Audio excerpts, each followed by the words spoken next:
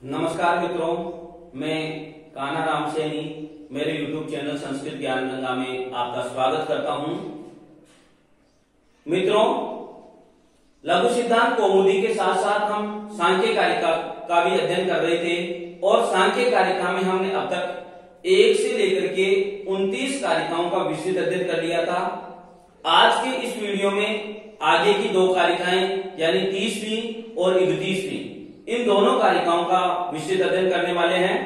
तो जो 30वीं कारिका है उसमें कहा गया है कि युगपत् चतुष्टयस्य तु वृत्ति क्रमशश्च तस्य निर्दिष्टा दृष्टे तथा दृष्टे त्रयस्य तत्पूर्विका वृत्ति। ये जो 30वीं कारिका है इसमें युगपत् चतुष्टय यानी 4 कर्मों के बारे में बताया गया है, उनकी वृत्ति के बारे में बताया गया है। तो सबसे पहले हम इस कारिका का अन्वय देखेंगे। तो इस कारिका का अन्वय इस प्रकार से होगा कि दृष्टे तस्य चतुष्टयस्य वृत्ति तु वृत्ति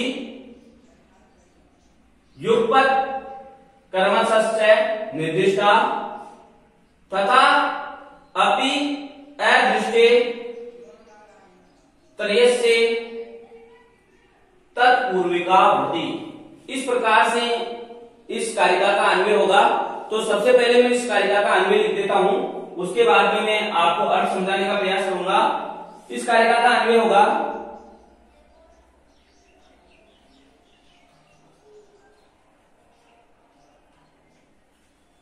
दृष्टि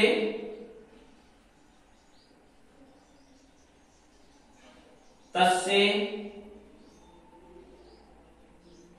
चतुष्टयस्य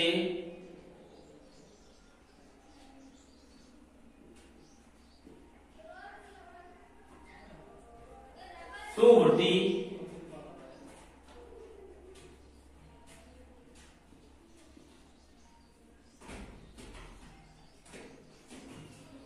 युगपत्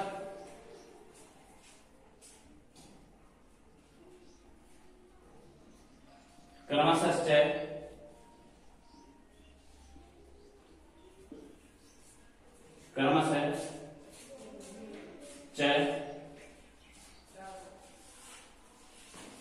निर्दिष्टा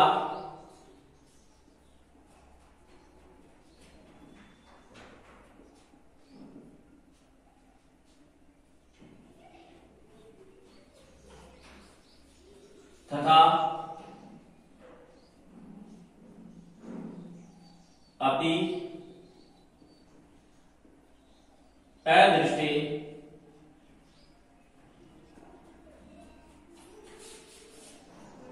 त्रयस्य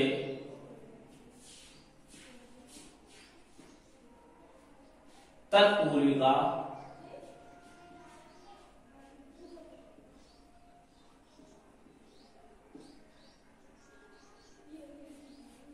वृत्ति।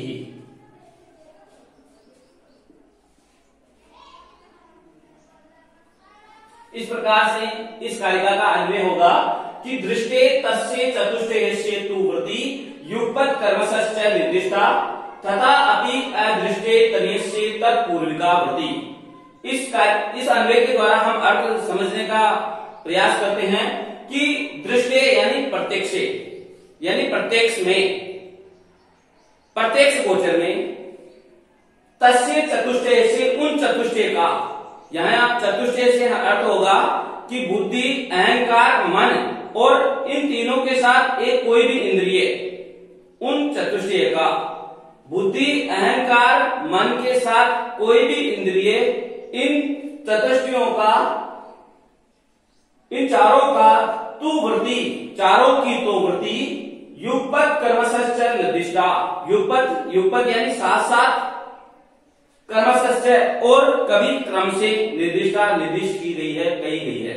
यानी जो बुद्धि है, अहंकार है, मन है और इसके साथ कोई भी एक इंद्रिय, जैसे चक्षु ग्रहण कर लेते हैं, तो इस प्रकार ये युगपत् चतुष्टय हो गया। इन चारों की जो वृत्ति होगी वो कभी एक साथ होगी और कभी क्रमशः होगी। एक साथ कैसे होगी? जैसे कोई हमने चल रहे हम और हमें सांप दिखाई देता है तो डायरेक्टली एक साथ सारी इंद्रियां एक साथ काम कर जाती है, यानी बुद्धि भी हमारी वहां काम कर गई, चक्षु इंद्रिय भी एक साथ काम कर गई और हमारा मन भी काम कर गया। एक साथ काम करने के कारण पे यहाँ युगपत समझ में आ गया होगा कि युगपत का अर्थ होता है एक साथ, यानी सभी का एक साथ कार्य करना। तो इस प्रकार से सभी का एक साथ कार्य करना आपके समझ में आ गया होगा। युगपत का अर्थ समझ में आ गया। कर्मश को समझते हैं, अंधेरा हो रहा है और हम जा रहे हैं और हमें कोई रस्सी दिखाई देती है तो हमारे चक्षु इंद्रिय के द्वारा हम सबसे पहले उस रस्सी को देखेंगे तो थोड़ी बहुत हिलती हुई नजर आएगी। तो उसके बाद में हमारी बुद्धि काम करेगी कि ये सांप है या रस्सी है, इस प्रकार से हमारी बुद्धि काम करने लगेगी। उसके बाद में हम थोड़ा विश्वास करके और उसको अच्छी तरह से और देखने का प्रयास करेंगे तो फिर हम कि ये जो रस्सी है या सांप है, तो इससे फिर हमें निश्चित ज्ञान हो जाएगा बुद्धि के द्वारा। तब हम मन में इस चीज को धारण कर लेंगे कि नहीं ये सांप नहीं है, रस्सी है।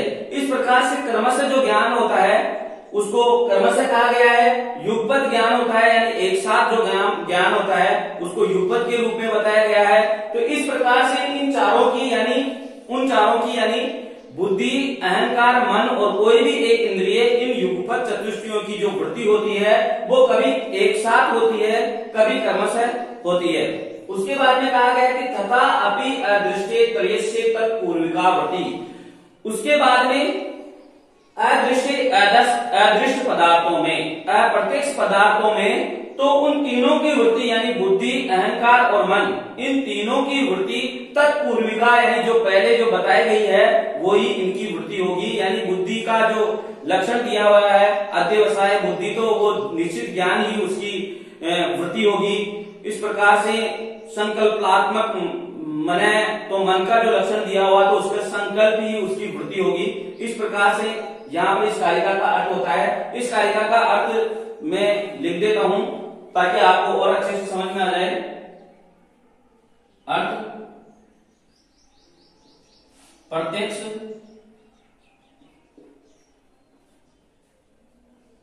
गोचर, प्रत्यक्ष गोचर पदार्थ के विषय में, पदार्थ के विषय में उन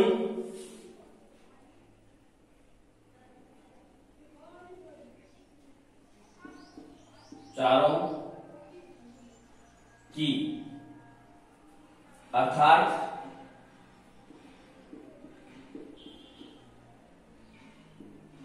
बुद्धि,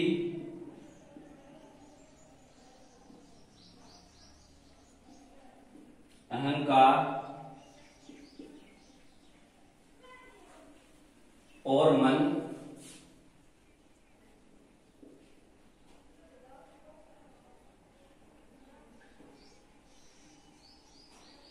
के साथ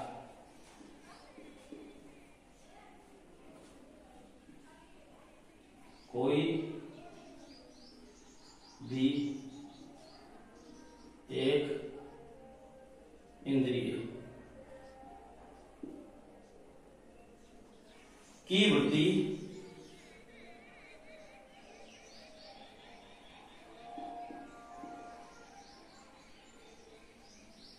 कभी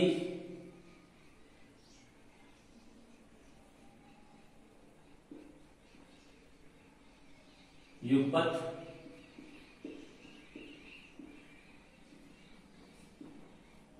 एक साथ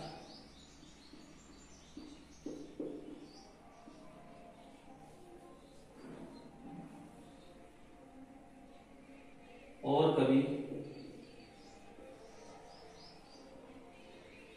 कभी क्रम से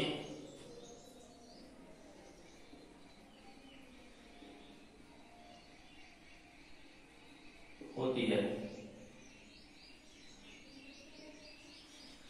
तथा अदृष्ट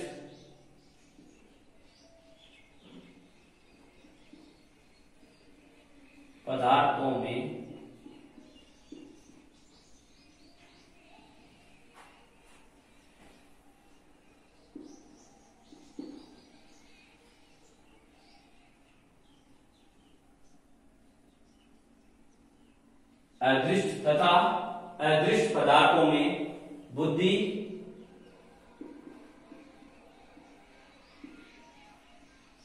अहंकार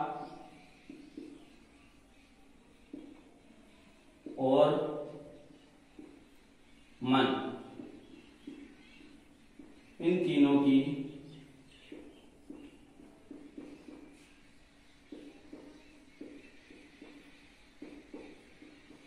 वृत्ति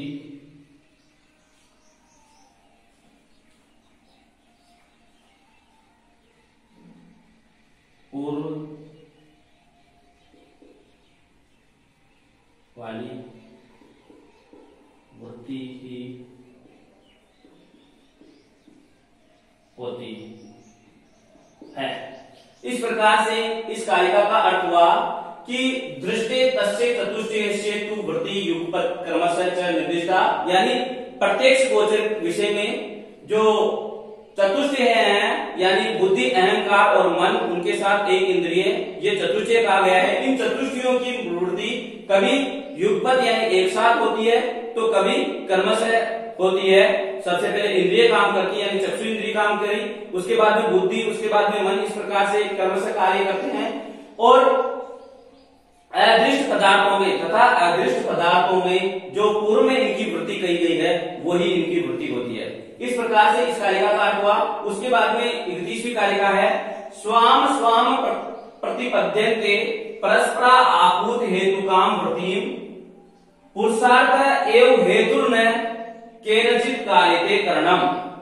यानी जो ये कारिका है इसमें जो 13 करण होते हैं, आगे की कारिका में बताया जाएगा कि कितने करण होते हैं, कौन कौन से करण होते हैं, उन करणों के बारे में विस्तृत बताया जाएगा। मैं आपको पूर्व में बता रहा हूं कि 13 करण होते हैं, बुद्धि, अहंकार, मन और एकादश इंद्रिय,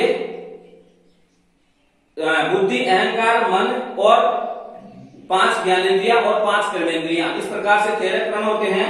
तो उन 13 करणों के बारे में बताया गया है कि उनका हेतु क्या है, उनका जो उनका हेतु क्या है, इस बारे में बताया गया है। तो इसका हम सबसे पहले अन्वय देखते हैं। तो इसका अन्वय इस प्रकार से होगा,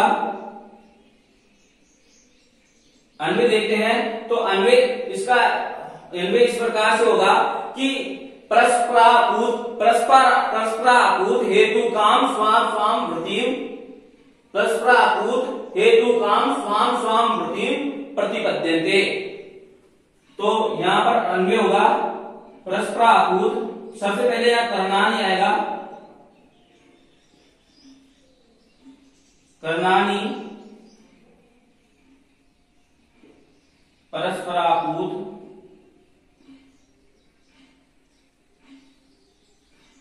हेतु काम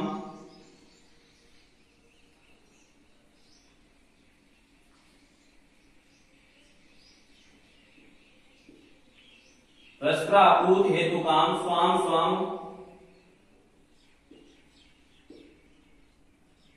स्वाम स्वाम वृत्तिम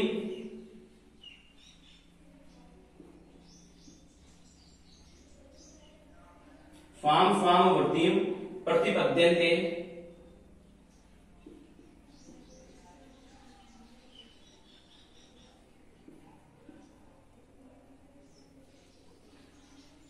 फिर आएगा पुरुषार्थ एवं हेतु,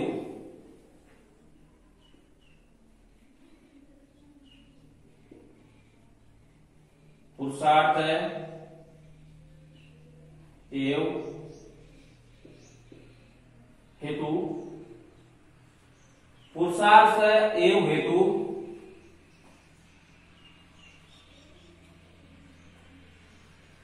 केनचित् करणम न कार्यते,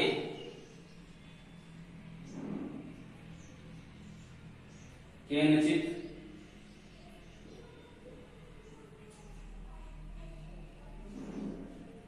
करणम न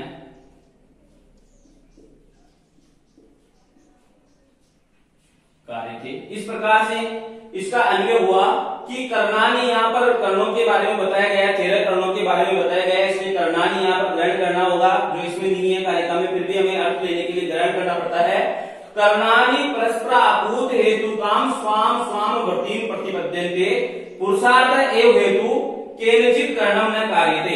इस प्रकार से इसका अन्वय हुआ। इसका अर्थ होता है कि परस्पर आपूत हेतु काम स्वाम स्वाम वृत्तिम पद्यन्ते।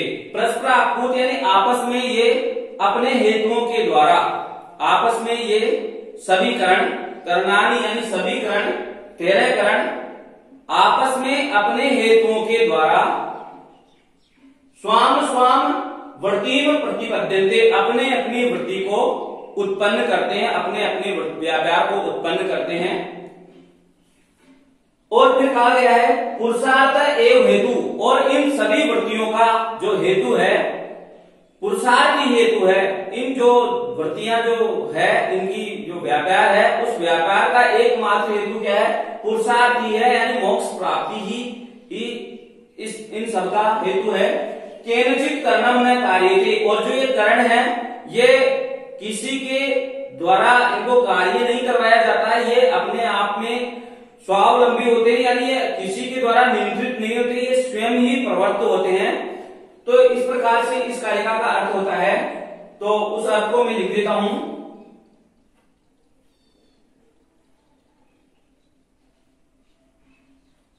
अर्थ चक्षु आदि नो सर कॉपी चेक करना। चक्षु आदि पंच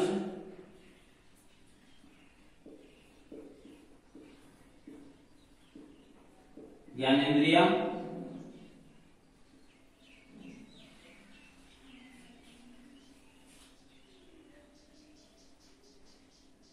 वाक आदि पंच कर्मेंद्रिया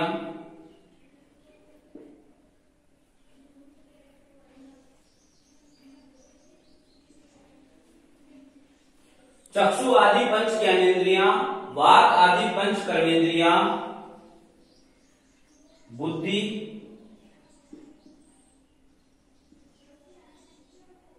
अहंकार,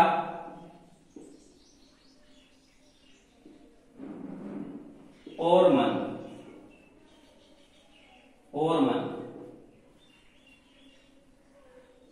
ये सभी करण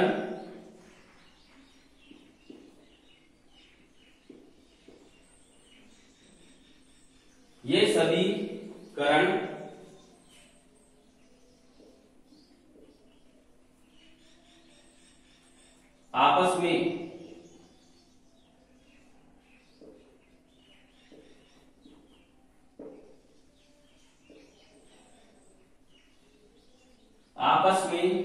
एक दूसरे के सहयोग से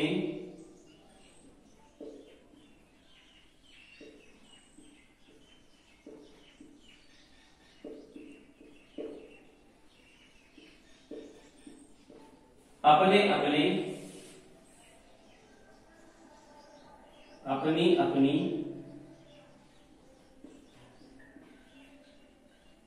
वृत्ति को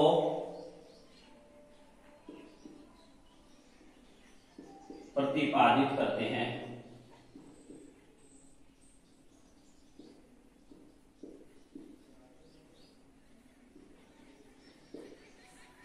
कर्णानी यानी करण कितने होते हैं? 13 करण होते हैं। यहां मैंने बता दिया, चक्षु आदि पंच ज्ञानेन्द्रियां, वाक आदि पंच कर्मेंद्रियां, बुद्धि, अहंकार और मन, ये सभी करण आपस में परस्पर आपूत हेतु काम स्वाम वृत्ति प्रतिपद्यन्ते, आपस में एक दूसरे के सहयोग से अपनी अपनी वृत्ति को प्रतिपादित करते हैं। पुरुषार्थ एवं हेतु, इन सभी वृत्तियों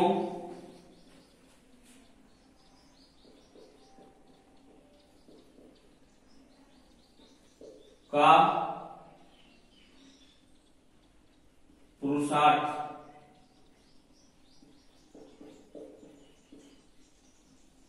पुरुषार्थ का अर्थ होता है मोक्ष, ही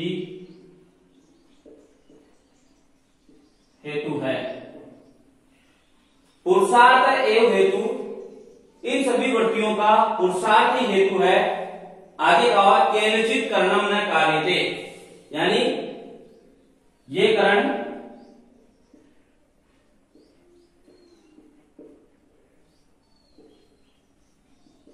स्वयं ही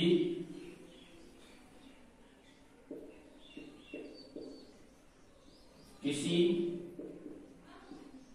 कार्य में प्रवृत्त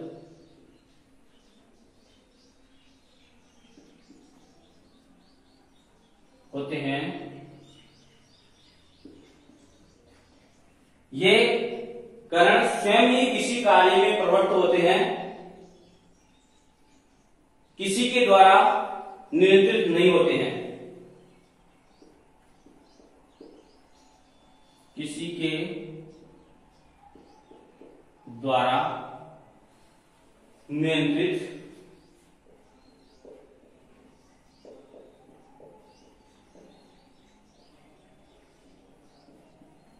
नहीं होते हैं। इस प्रकार से इस कारिका का अर्थ हुआ कि चक्षु आदि पंच ज्ञानेन्द्रियां और वाक आदि पंच कर्मेंद्रियां, बुद्धि, अहंकार और मन, ये 13 करण अपने अपने वृत्ति को प्रतिपादित करते हैं एक दूसरे के सहयोग से। एक दूसरे के सहयोग से अपनी अपनी वृत्ति को प्रतिपादित करते हैं। कैसे प्रतिपादित करते हैं? क्योंकि ये एक दूसरे का सहयोग करते हैं, जब जाकर के ये अपनी वृत्ति को प्रतिपादित करते हैं। यदि हम चक्षु की बात करें तो ये चक्षु में बुद्धि का भी सहयोग होगा, ज्ञान प्राप्त करने में मन का भी सहयोग होगा। बिना एक दूसरे के सहयोग के ये अपनी वृत्ति को उत्पन्न नहीं कर सकते, तो प्रतिपादित करते हैं। इन सभी वृत्तियों का पुरुषार्थ ही हेतु है। पुरुषार्थ एवं हेतु, इन सभी जो वृत्तियां हैं, इन सभी का हेतु एकमात्र क्या है? पुरुषार्थ ही हेतु है। और केनचित करणम न कार्यते, इनका ये जो करण है इनको कोई नियंत्रित नहीं करता है, ये स्वयं ही प्रवृत्त होते हैं। इस प्रकार से इन दोनों कारिकाओं का अर्थ मेरे द्वारा बताया गया। यदि आपको वीडियो अच्छा लगा हो तो वीडियो को लाइक करें, मेरे चैनल को सब्सक्राइब करें। आज के लिए बस इतना ही, मिलते हैं अगले वीडियो में। धन्यवाद।